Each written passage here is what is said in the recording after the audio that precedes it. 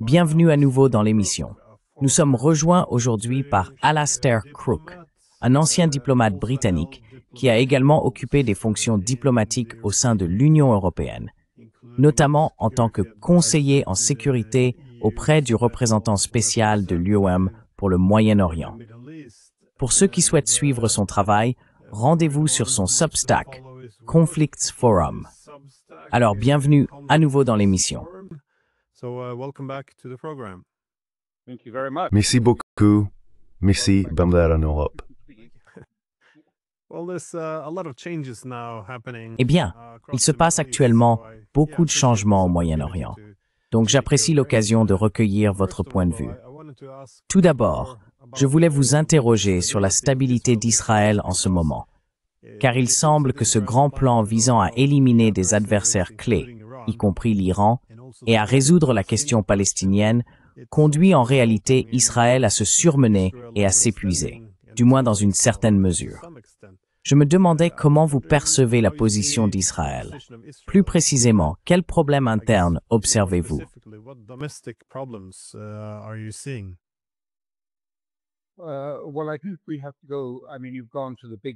Eh bien, je pense que nous devons... vous êtes allé directement à la vue d'ensemble.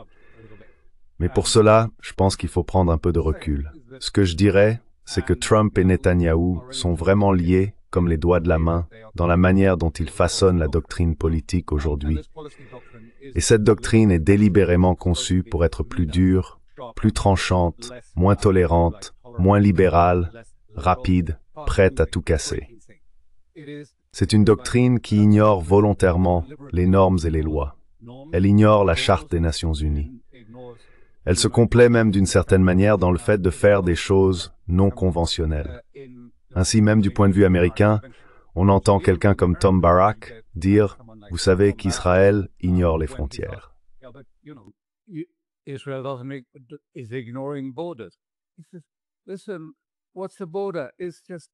Il dit « Écoutez, qu'est-ce qu'une frontière? Ce n'est qu'un stratagème de négociation à la table. Cela ne veut rien dire. Nous franchissons des frontières tout le temps. Nous ignorons les frontières. Donc je veux dire, nous sommes dans un autre monde, si vous voulez. Et il existe une affinité très étroite entre Trump et cet élément israélien. Et encore une fois, Tom Barrack, qui est l'envoyé de Trump dans la région, en particulier en Syrie, mais aussi en Turquie et ailleurs, explique que ce dont nous parlons maintenant, c'est d'une soumission forcée.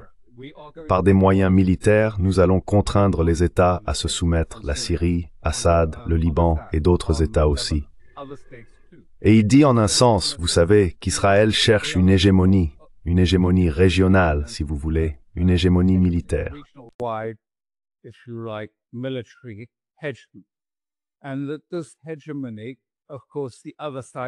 Et cette hégémonie, bien sûr, implique la soumission de l'autre côté de l'équation. Soit on domine, soit on se soumet. Ainsi, Israël ne négocie pas la soumission, il l'impose. Et en réalité, lorsque je parle de la vision d'ensemble, c'est parce que cela correspond, si vous voulez, à la vision de Trump. Nous avons entendu cela, je ne sais pas si vous étiez là à ce moment-là, lorsque Hegseth et Trump se sont adressés aux 800 généraux qui avaient été transportés pour être instruits par la direction. Et il était très clair ce qu'ils ont dit.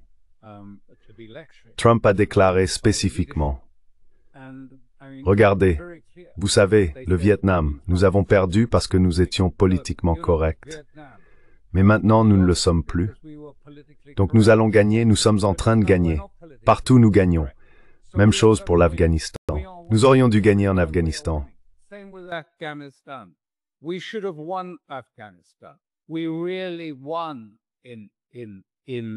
Nous avons vraiment gagné au Vietnam. » Et son message impressionnant était, vous savez, nous avions la puissance de feu, nous aurions pu tuer tout le monde.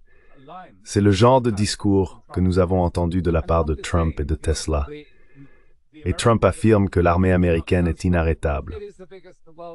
C'est la plus grande que le monde ait jamais vue.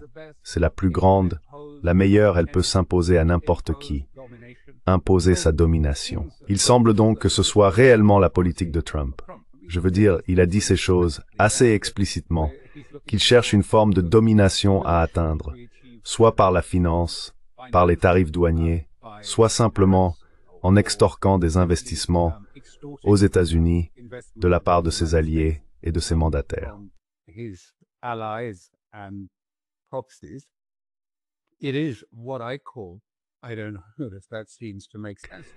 C'est ce que j'appelle, enfin je ne sais pas si cela a du sens pour vous, mais l'Amérique est engagée dans la recolonisation de ses propres colons. Je veux dire, c'est ce qui se passe. Il recolonise l'Europe, qui était déjà une colonie ou un vassal au départ, mais qui est maintenant à nouveau recolonisée. Et von der Leyen a dû s'asseoir au club de golf et en somme tout promettre à Trump. Donc pour revenir à votre question, c'est la dynamique générale dans laquelle nous nous trouvons. Cela affecte la Russie, cela affecte l'Iran, et cela affecte toute la région. Une sorte de tentative de gérer le problème croissant de l'Amérique, à savoir que ses déficits pourraient submerger le gouvernement, et ensuite la mort également.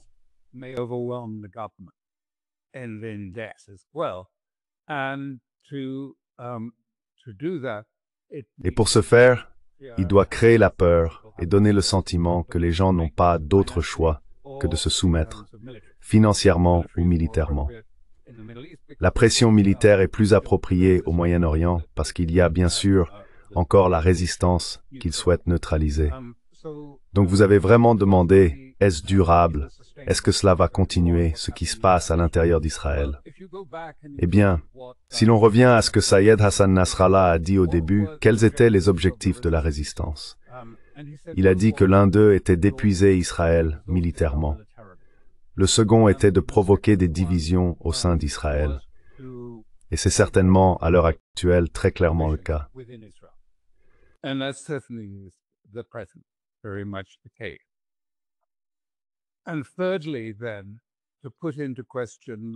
Et troisièmement, remettre en question toute l'idée du sionisme. Le sionisme exprimé comme, si l'on veut, un peuple ayant des droits particuliers sur d'autres avec lesquels il partage la même terre. C'était vraiment cela l'expression. Et ce que nous avons vu, c'est qu'Israël a beaucoup évolué vers une nouvelle forme de sionisme. Comme je l'ai dit autrefois, le sionisme est passé de Ben Gurion à Kahan. Je veux dire vers un sionisme assez brutal, de droite, un nouveau sionisme violent. Et cela provoque des divisions, de profondes divisions en Israël, car beaucoup n'auraient pas pensé adhérer à cette forme brutalisante.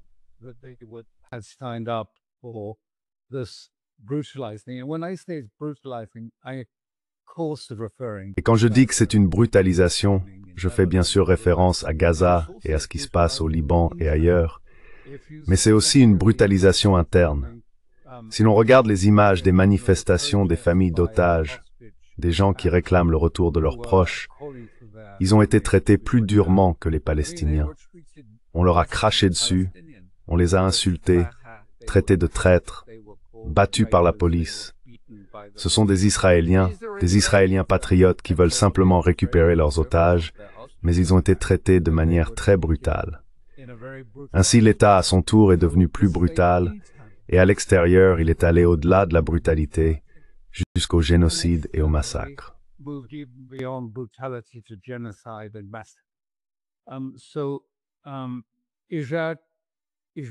Alors, est-ce durable? Est-ce que ça va durer à long terme? Eh bien, je ne sais pas, bien sûr, mais j'ai mes doutes. Et l'un de ces doutes vient du fait que, eh bien, peu importe que l'Europe montre des signes de changement d'attitude. Certainement, la rue européenne, les gens, vendredi dernier ici en Italie, tout était à l'arrêt en soutien aux Palestiniens. Bien sûr, c'était pas seulement la question palestinienne, mais c'était des manifestations énormes, sans précédent, et tout était en grève en même temps. Oui, l'Europe change, mais l'essentiel, c'est ce que Netanyahou appelle le 8e front qu'Israël combat. Quel est ce 8e front? C'est à l'intérieur de l'Amérique. Le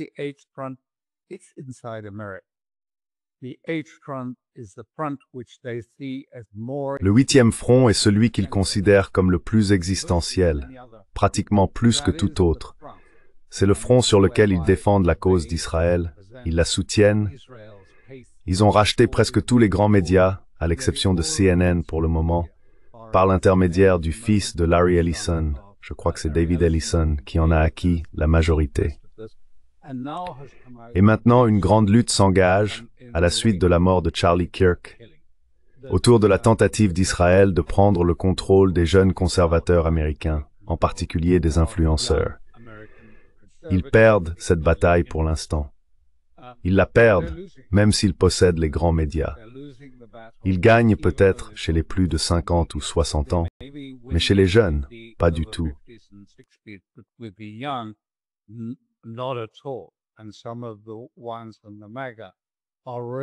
Et certains membres du mouvement MAGA sont vraiment hostiles à Israël, et hostiles à ce qu'ils perçoivent comme la rupture complète, si l'on peut dire, du premier amendement, la Constitution américaine, le droit à la liberté d'expression. Ils accordent de la valeur à la liberté d'expression et vont se battre sur ce terrain. Mais aussi sur la question de, vous savez, qu'est-ce que cette prise de contrôle de l'Amérique? Nous avons voté pour America First. Donc, à plus long terme, la question dont tout dépend, je dirais, est la suivante. La plupart de ces jeunes sont désormais perdus pour l'Amérique. Si cela continue encore longtemps, malgré Trump, et malgré la fermeté absolue de Trump, ils ne s'en soucient pas vraiment pour le moment, parce qu'ils ont eu Trump.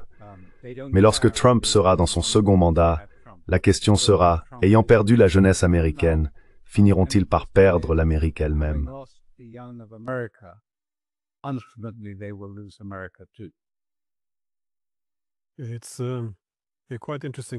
C'est assez intéressant, car parmi les partisans de l'America First, ils reconnaissent qu'Israël est la seule exception où l'Amérique doit passer en second. Les jeunes ne sont pas les plus.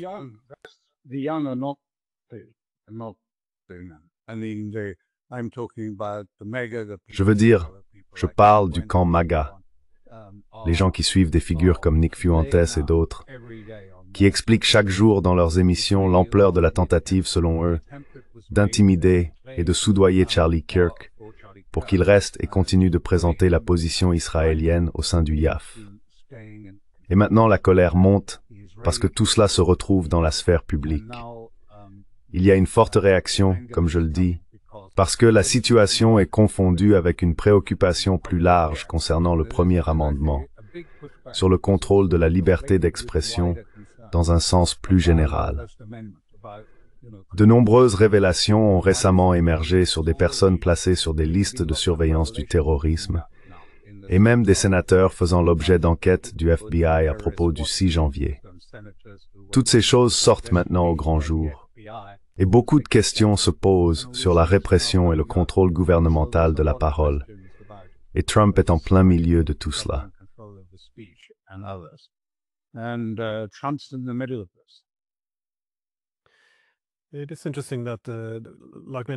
Il est intéressant de constater que, comme beaucoup de gens le pensaient, Trump pourrait revenir sur l'Empire.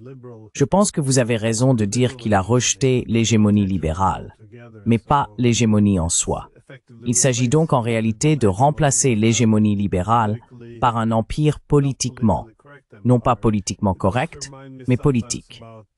Cela me rappelle parfois la fin du XIXe siècle, lorsque tout le principe d'un empire libéral a été remplacé par un empire plus brut, qui ne fonctionnait pas vraiment sous le prétexte de promouvoir des idéaux libéraux.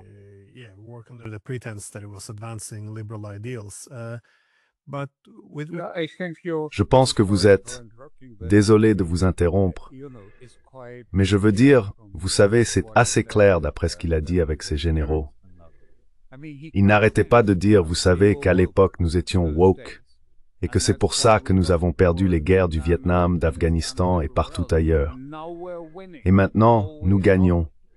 Maintenant, nous ne sommes plus politiquement corrects, et nous allons gagner encore et encore, disait-il. Rien ne peut nous atteindre maintenant, parce que nous avons la plus grande armée, nous avons les armes les plus puissantes. Et donc, nous avançons vers quelque chose de très militariste, antilibéral, si vous voulez.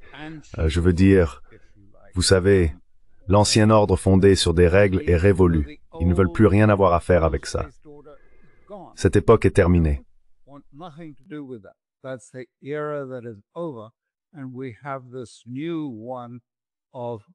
Et nous avons cette nouvelle tendance à briser les normes, à enfreindre les lois, à ignorer la Charte des Nations Unies, à ignorer les droits humains, comme nous le voyons. Et cela leur convient. Très bien. C'est ainsi que va l'avenir. Et c'est aussi une approche très israélienne. Ils se rejoignent donc dans une sorte de fusion étroite de compréhension. Vous savez, je pense que Trump le perçoit. Je sais que pendant l'attaque contre l'Iran sur le port de Juve, il y a eu une attaque surprise d'Israël alors que des négociations étaient censées se dérouler à Oman avec Witkoff au sujet de la question nucléaire. Eh bien, pendant ce temps, on dit que des gens recevaient des appels de Trump au milieu de la nuit. Ils répétaient « Ça va être formidable, n'est-ce pas? Ce sera vraiment un moment marquant. »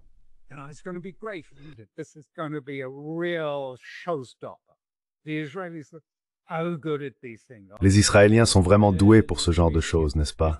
Ils sont vraiment, vraiment bons. Tu penses qu'ils vont gagner? Ils vont gagner, n'est-ce pas? Ils vont gagner. Il était tellement enthousiaste parce qu'il s'attendait vraiment à ce que Netanyahou avait promis qu'Israël était sur le point de faire s'effondrer le château de cartes qu'était l'Iran, et qu'ensuite, ce serait la chasse ouverte, qu'ils entreraient en Iran, un peu comme en Syrie, tu vois. Ils entreraient simplement, la boutique était laissée ouverte, et ils pourraient prendre ce qu'ils voulaient. Et donc ils s'attendaient à cela, mais à la place, ils ont eu l'inverse. Néanmoins, tu sais, cela ne semble pas avoir entamé l'ambition de Trump de montrer une domination militaire, y compris envers le Venezuela.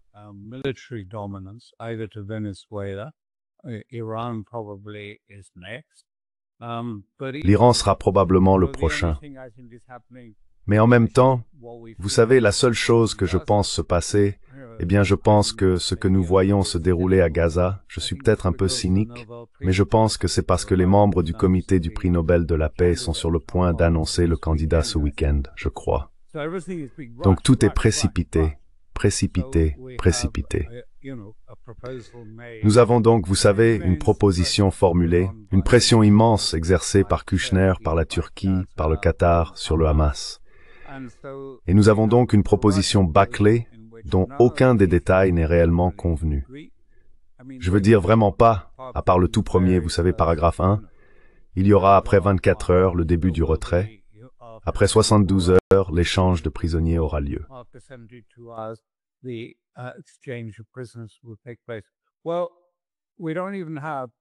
Eh bien, nous n'avons même pas, cela ne veut même pas dire, combien de Palestiniens seront impliqués, ni qui.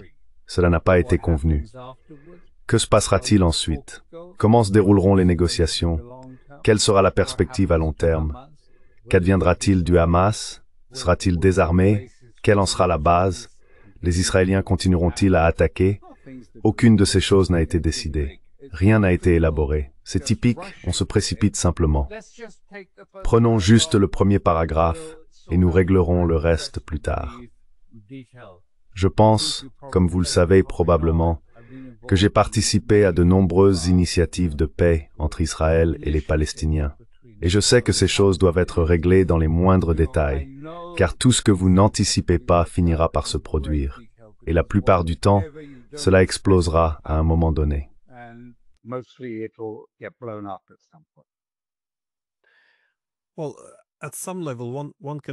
Eh bien, à un certain niveau, on peut comprendre l'argument de Trump, selon lequel il ne devrait pas avoir à se battre avec une main attachée dans le dos. Mais il y a un problème avec cette analyse. Si l'on ne voit tout qu'en termes de puissance matérielle, en pensant qu'on peut détruire ses ennemis, cela devient une approche brutale et excessivement pragmatique du conflit, où l'on se débarrasse de toute contrainte. Or, une fois que l'on met de côté le droit international et la morale, à un moment donné, les gens commenceront à se demander à quoi tout cela sert.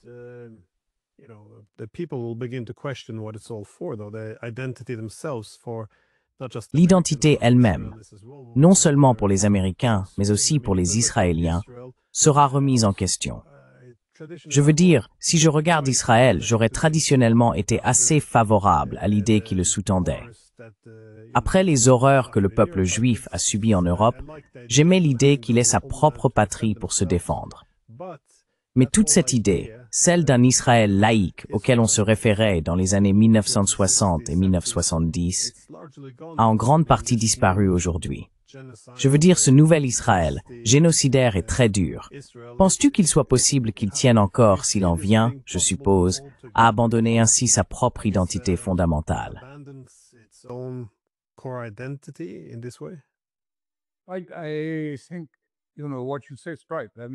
Je pense que tu sais ce que tu dis est juste.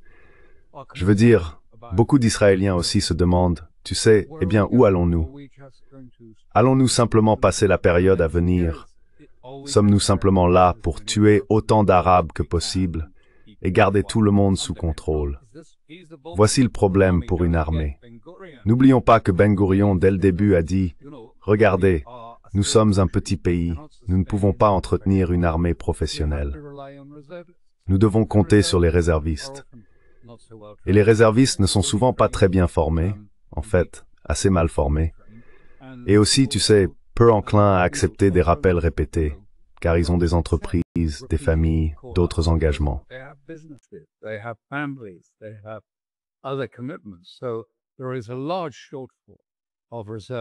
Il y a donc un important manque de réservistes qui ne se sont pas présentés, même s'ils ont été appelés, ils ne viennent pas, et le moral est bas. Donc tout d'abord, il y a ce problème.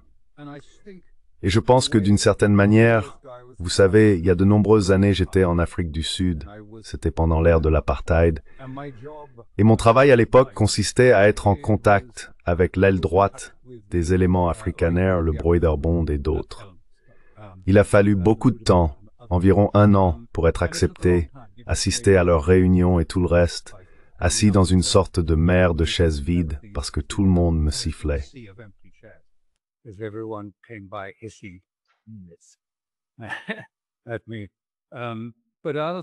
C'est moi. Mais finalement, ils ont commencé à dire, et cela est devenu évident, ils disaient, vous savez, la grande question c'est, que sera l'Afrique du Sud pour nos petits-enfants? Comment vivront-ils? À quoi ressemblera leur vie? Et puis les choses ont commencé à changer. En partie parce que Anglo-American, Oppenheimer et les grandes entreprises arrivaient à la même conclusion. Ce n'était pas l'ANC d'ailleurs, ni la résistance qui ont provoqué le changement. C'était interne, au sein du monde afrikaner. Ils ont commencé à douter que cette grande stratégie ait un avenir. Donc je pense qu'une partie de cela doit aussi se produire en Israël.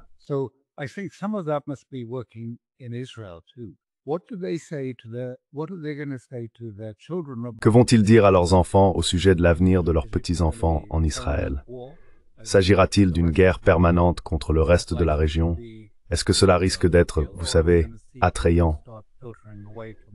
Ou allons-nous voir des gens commencer à quitter Israël, ceux qui ont un deuxième passeport partant à l'étranger, laissant en quelque sorte des îlots de sionistes avec une économie vraiment très stagnante?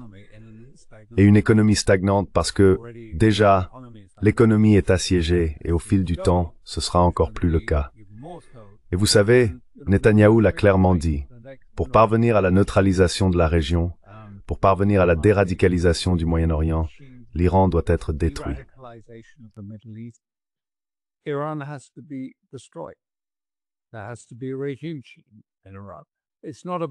Il faut un changement de régime en Iran. Ce n'est pas du tout une question nucléaire. Je veux dire parce que vous savez, on a toujours dit que l'Iran regorge de jeunes gens, intelligents et compétents sur le plan technique. Le pays compte quelque chose comme 5 des principaux instituts d'ingénierie technique au monde, très avancés dans tous ces domaines. Et donc les Iraniens disent que, même s'ils devaient tout recommencer à zéro demain, ils seraient capables de relancer un programme d'enrichissement sans grande difficulté. Et le professeur Postel a montré que s'il dispose de l'uranium enrichi, on pourrait le faire dans un petit appartement à Richmond. Il n'est plus nécessaire d'avoir 10 000 centrifugeuses.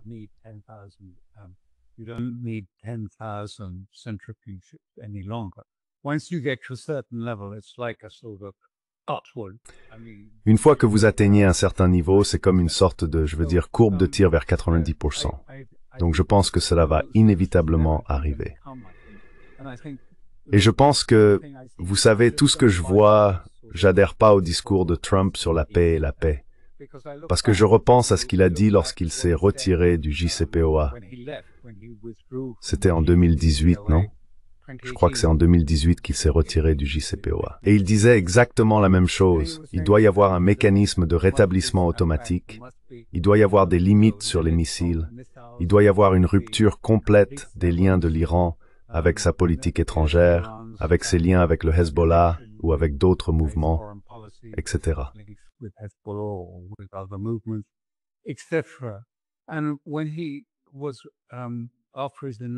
Et après son investiture, il a publié ce qu'on appelait une directive présidentielle de sécurité nationale, qui est un document obligatoire pour le gouvernement des États-Unis. Je veux dire, chaque organe de l'État doit s'y conformer. Et cela disait essentiellement la même chose. Il ordonnait au département d'État de travailler avec des partenaires pour un rétablissement anticipé des sanctions à l'ONU, que l'Iran serait tenu responsable de son manquement au respect du JCPOA, qu'il ne pourrait pas posséder de missiles, qu'il aurait un enrichissement nul, blablabla. Tout cela y figurait, et il l'a signé, je crois, le 14 janvier. Elle a été publiée en février, mais signée plus tôt.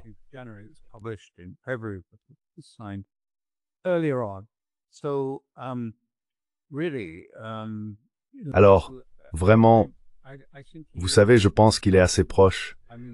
Je ne sais pas dans quelle mesure vos téléspectateurs comprennent, mais cela vaut la peine de préciser quelque chose. Le mécanisme de rétablissement automatique a été déclenché par les 3 Européens, et il l'a été le 28 août. Donc 30 jours plus tard, il entre en vigueur, à moins qu'un vote ne soutienne effectivement l'augmentation.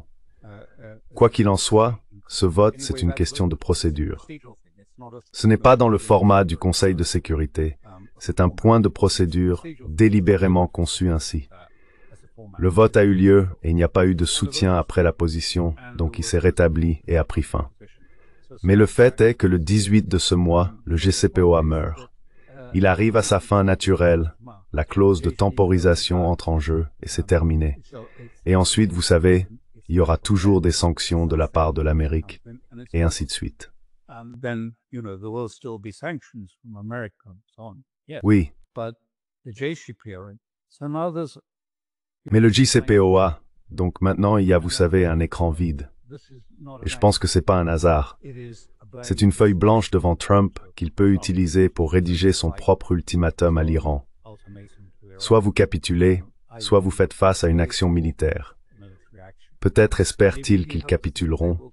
Probablement, étant donné qu'ils font face à la plus grande armée jamais vue au monde, avec ses forces immenses et irrésistibles. Je ne sais pas, mais enfin, c'est un pari.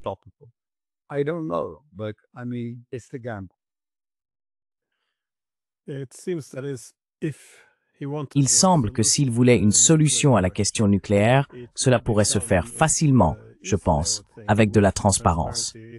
Si cette question était simplement isolée du reste, il paraît très délibéré que dans l'accord nucléaire, il y intègre la question de la portée des missiles balistiques et des partenariats régionaux de l'Iran. Presque, vous savez, condamnant tout accord à l'échec. Mais s'il veut que les Iraniens capitulent, un peu comme cet accord ou ce plan de paix avec le Hamas qui ressemble à une exigence de capitulation, cela ne signifie pas éviter la destruction. Cela les rend simplement plus vulnérables, les laissant sans aucune défense. Alors pensez-vous qu'une guerre contre l'Iran surviendra, quelle que soit la manière dont Téhéran répond à Trump?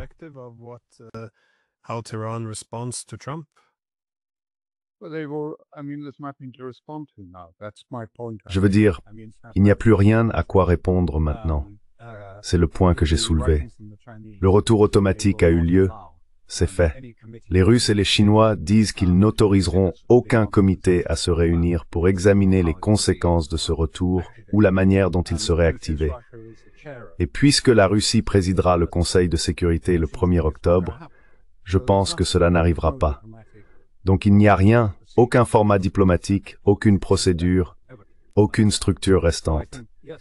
Je pense donc que oui, cela viendra. Je ne pense pas qu'il pense, enfin j'imagine qu'il envisage une attaque. Et bien sûr, Netanyahou encourage cela.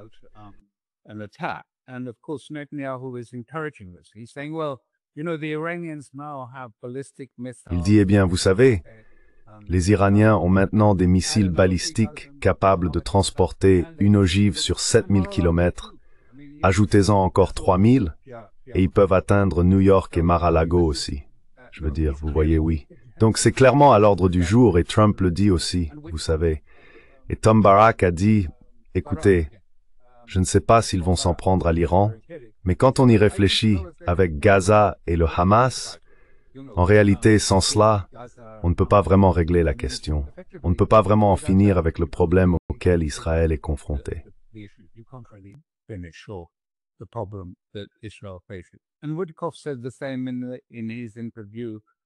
Et Woodcock a dit la même chose lors de son entretien avec le Dr. Carlson. Il a dit, écoutez, regardez autour de la région. Cet homme en Syrie, bon, c'est un peu un salaud, mais c'est notre salaud maintenant. Vous comprenez? Je crois qu'il rejoindra les accords d'Abraham. Et je sais que cela semble improbable, mais je vous le dis, je pense que même le Liban pourrait rejoindre les accords.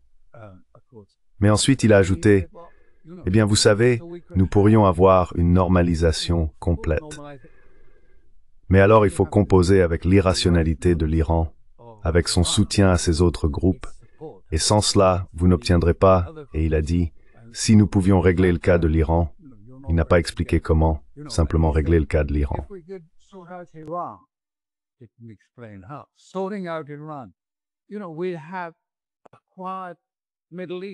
Tu sais, on aurait un Moyen-Orient tranquille. Ce serait épique, non? Ça en vaudrait la peine. Ce serait vraiment épique si on pouvait régler la question de l'Iran et ensuite tout le monde rejoindrait les accords d'Abraham. Et le soutien à l'hégémonie d'Israël sur la région serait stupéfiant. Donc je veux dire, c'est assez clair parce que d'abord, Barak est un ami de longue date de Trump et des cercles de Witkoff. Donc tu vois, ce sont des gens qui lui ont parlé de ces choses-là, ils en ont beaucoup discuté avec lui, je pense. Alors Eric, il faut que tu vois ça encore une fois dans une perspective plus large. Ce qui a été dit hier par le Russe, je suis sûr que tu as suivi ça, il a dit qu'il y avait eu un certain nombre d'annonces.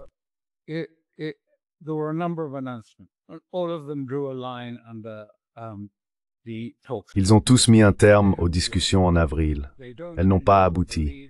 Ils ne croient plus que Trump soit intéressé ou sincère à propos d'une nouvelle relation qualitativement différente avec la Russie.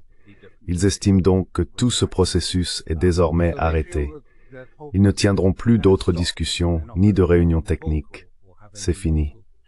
Ils ont également déploré le fait que, concernant les traités sur les missiles, il n'y ait rien. Aucun progrès n'a été réalisé. L'Amérique n'a rien fait avancer, pas même les vols entre les deux capitales. Ils en ont donc conclu que nous devrions nous attendre à une escalade de la part des Américains.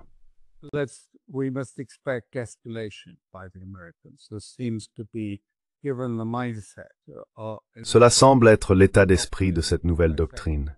Tenter d'établir une domination universelle, principalement pour des raisons financières, afin qu'ils puissent, vous savez, soutirer plus d'argent aux alliés.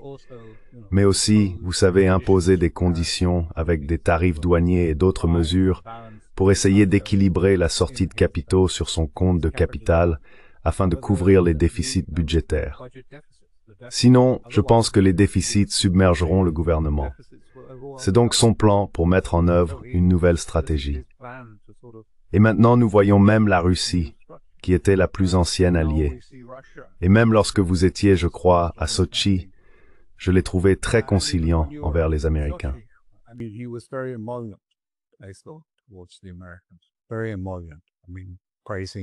Très conciliant. Je veux dire faire l'éloge de Trump et dire que si Trump avait été président pour un second mandat, il n'y aurait pas eu cette guerre. En oubliant que Trump l'a en réalité initié lors de son premier mandat. Je pense qu'il s'agit d'un oubli délibéré, à mon avis, de la part de Poutine, qui a probablement décidé qu'il valait mieux passer cela sous silence et dire « Bien sûr, si Trump avait été au pouvoir, nous n'aurions jamais eu cette guerre. » Mais maintenant, il semble qu'à en juger par ses déclarations, la Russie a décidé que c'était terminé. Ils ne vont plus perdre de temps à chercher cela. Ryabkov, vous le connaissez, j'en suis sûr, est un homme très sérieux et professionnel.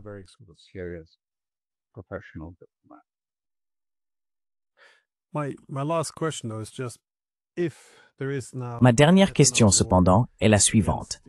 S'il y a maintenant une nouvelle guerre contre l'Iran, dans quelle mesure Israël peut-il la soutenir? Je ne pense pas seulement à la destruction matérielle que nous avons vue lors de la dernière guerre, mais aussi aux conséquences, l'émigration massive, les Israéliens qui quittent Israël. Nous voyons des difficultés économiques à cause de cela, mais aussi des tensions internes. Le langage que beaucoup d'Israéliens utilisent désormais à l'égard de Netanyahou, c'est assez, pardon, c'est presque écœurant. It's almost disgusting. The anger and the feeling. Vous savez, la colère et les émotions sont très fortes. Vous avez tout à fait raison. Je suis d'accord avec ce que vous dites. Eh bien, vous posez une question à laquelle je ne peux pas donner de bonne réponse. Nous savons que les Américains ont déployé davantage de missiles THAAD en Israël. Ils ont expédié d'énormes quantités d'armes et de munitions vers Israël pendant cette période. Ils ont positionné des navires autour de l'Iran, fait voler des avions ravitailleurs vers le Moyen-Orient, vers le Qatar, vers la base aérienne d'Al-Udeid. Donc vous savez, tous les signes indiquent que la guerre est imminente. C'est certainement l'évaluation iranienne que la guerre est presque certaine. Maintenant, quand?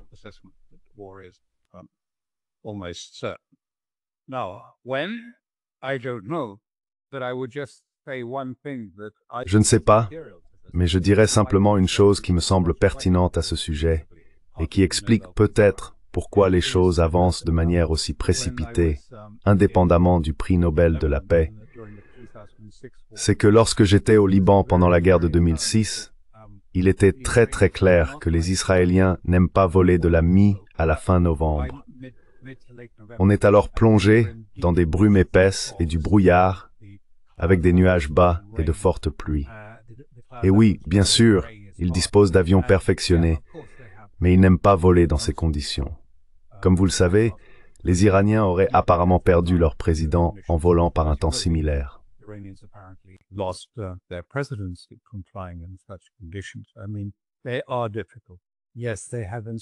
Je veux dire, ils sont difficiles. Oui, ils ont des instruments, mais comment savoir s'ils vont bien? Les Iraniens, déjà maintenant, avaient l'habitude de brouiller le GPS, et désormais ils s'en sont complètement détournés. Donc il n'est plus disponible nulle part en Iran. Ils sont passés à la version chinoise du GPS la semaine dernière, je crois. Donc je dirais que si Israël ne le fait pas dans le mois qui vient, avant la fin novembre, il semble que nous allons avoir un hiver assez difficile aussi. Mais vers la fin novembre, ils devraient attendre jusqu'au printemps, plusieurs mois.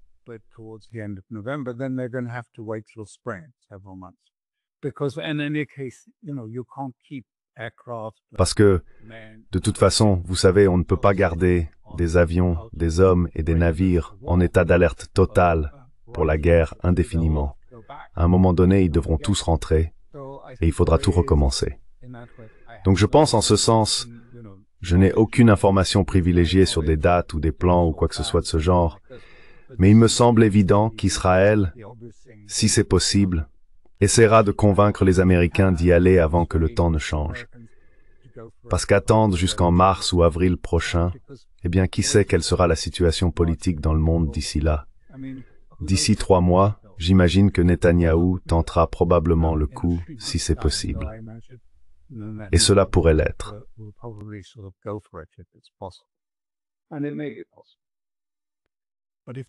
Mais s'ils vont jusqu'à faire cette guerre, tu ne penses pas que la position de Netanyahou sera contestée sur le plan intérieur?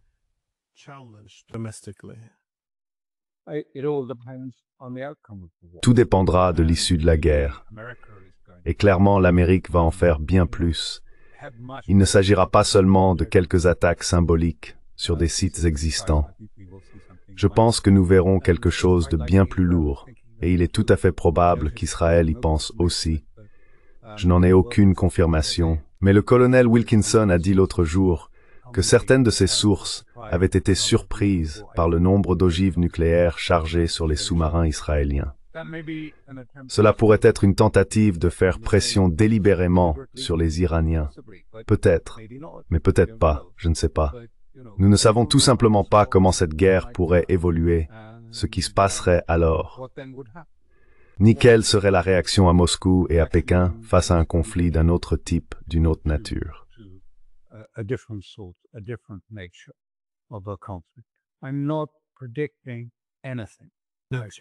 Je ne prédis rien, car en réalité, personne ne sait, à part les véritables acteurs de cet événement. Mais je veux dire, il y a beaucoup d'incertitudes à son sujet. Israël doit le savoir. Je veux dire, même s'il pense de la même manière, Netanyahou n'a cessé de dire « Nous sommes dominants après notre victoire sur l'Iran lors de la guerre de 12 jours ». En Israël, c'est encore considéré comme une grande victoire. C'est un peu comme la façon dont l'Amérique continue de croire que ses forces armées sont les meilleures au monde et invincibles. La plupart des Australiens, pas forcément les militaires, pensent qu'ils ont vraiment porté un coup à l'Iran et l'ont frappé en plein visage, ce qu'ils ont effectivement fait.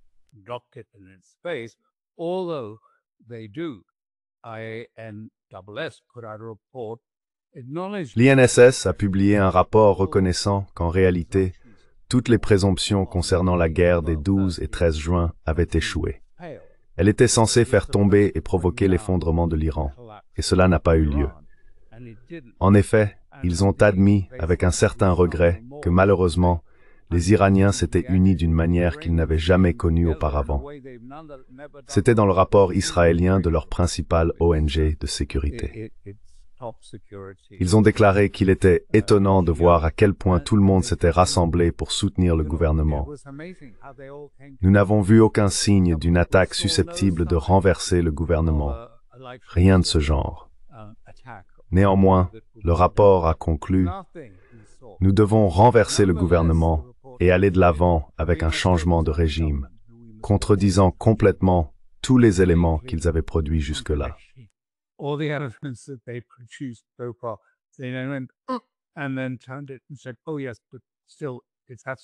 Et puis ils se sont retournés et ont dit « Oh oui, mais malgré tout, il est absolument nécessaire de mener une attaque qui puisse mettre fin au gouvernement iranien ou le faire s'effondrer. » Alors vous savez, je ne sais pas.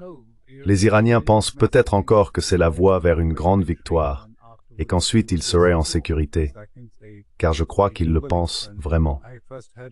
Je l'ai d'abord entendu de Ron Dermer, en hébreu en fait. C'était dans un podcast, et l'intervieweur, je ne me souviens plus qui c'était, lui posait des questions sur Gaza et sur l'avenir. Et Dermer disait, écoutez, je veux dire Gaza, maintenant, tous les Palestiniens doivent d'abord être désarmés. Ensuite, ils doivent être déradicalisés. C'est la voie à suivre. C'est la seule voie à suivre. Et l'intervieweur a dit, eh bien, monsieur l'ambassadeur, qu'entendez-vous par là?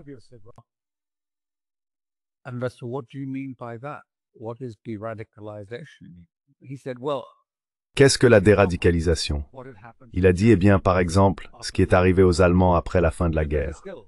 Ou mieux encore, parce que c'est un exemple plus juste, les Japonais à la conclusion de la guerre. Voilà la déradicalisation.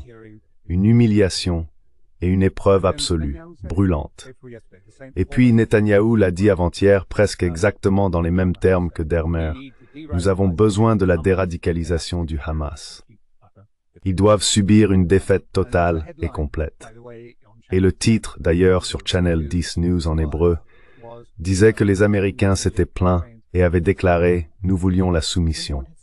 Nous nous attendions à voir le Hamas se soumettre. » Et nous ne le voyons pas. Cela ne s'est pas produit.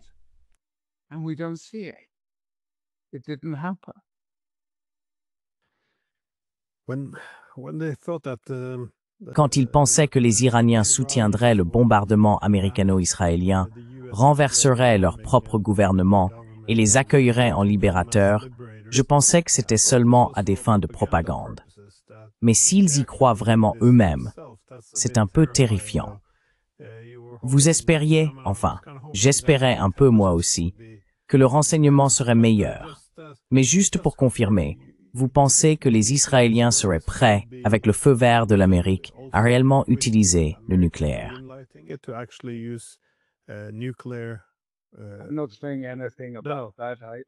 Je ne dis rien à ce sujet. Non, mais je cite simplement de mémoire ce qui a été dit parce que, vous savez, enfin, qui sait quelles en seraient les conséquences et quel type d'armes l'Iran n'a pas déclaré.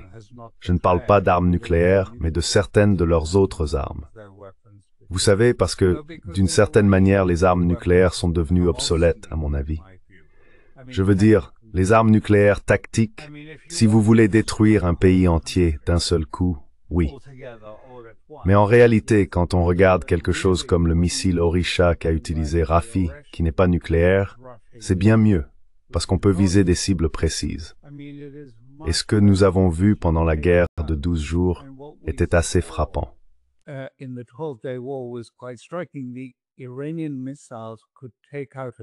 Les missiles iraniens pouvaient détruire une cible tout en laissant intacts tous les bâtiments alentours.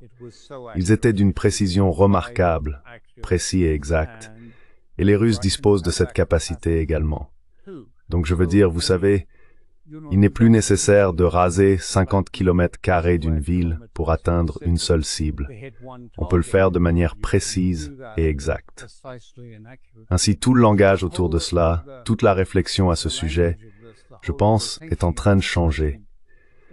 Mais nous restons encore prisonniers du même état d'esprit concernant la guerre nucléaire. Vous savez, cette idée qu'il faut en arriver à une guerre nucléaire. Et je ne pense pas que la Russie ressente forcément cela. Même si la grande crainte en Russie est différente, elle pourrait être similaire en Iran.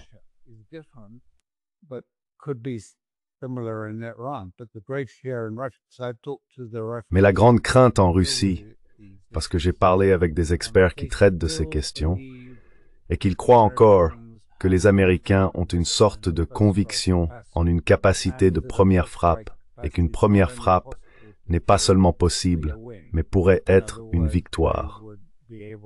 En d'autres termes, ils pensent que les États-Unis pourraient frapper les premiers et détruire en même temps toute capacité de seconde frappe russe. Maintenant, je ne suis pas du tout un expert, donc je ne peux pas vraiment peser le pour et le contre, ni juger de la justesse de ce point de vue. Mais je sais que les experts russes raisonnent ainsi. Les Américains, et je me souviens d'un amiral qui était responsable du dossier nucléaire aux États-Unis il y a seulement quelques mois, disait oui, nous pouvons envisager une guerre nucléaire avec la Russie et nous en sortirions vainqueurs.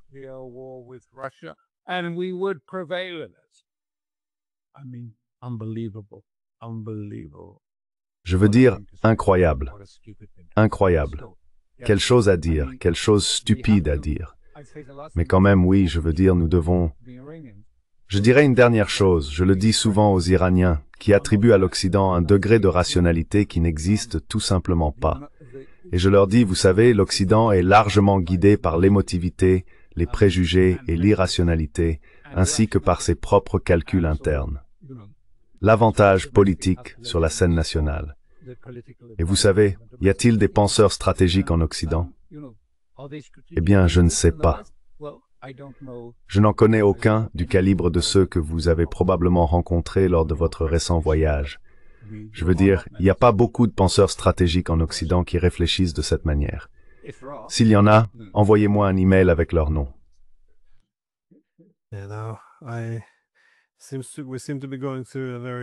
Nous semblons traverser une période très intense en Occident, une période de véritable tension. Je ne suis pas sûr de la direction que cela va prendre, mais la Maison-Blanche est dans un désordre total. Je veux dire, elle se détache du reste de l'Occident.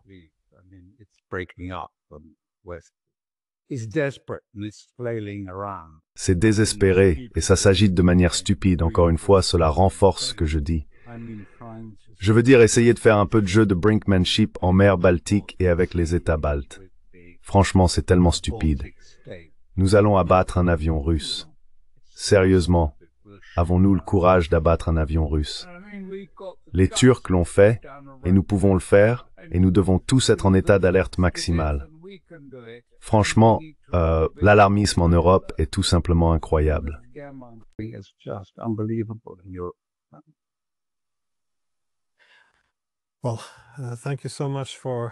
Eh bien, merci beaucoup de m'avoir permis de profiter de votre expertise pendant 1 heure.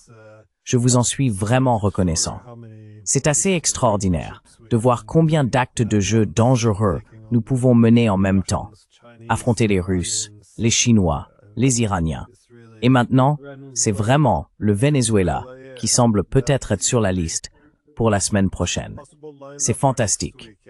Je ne pense pas que cela puisse bien se passer, mais merci encore infiniment pour votre temps. Avec plaisir, avec plaisir.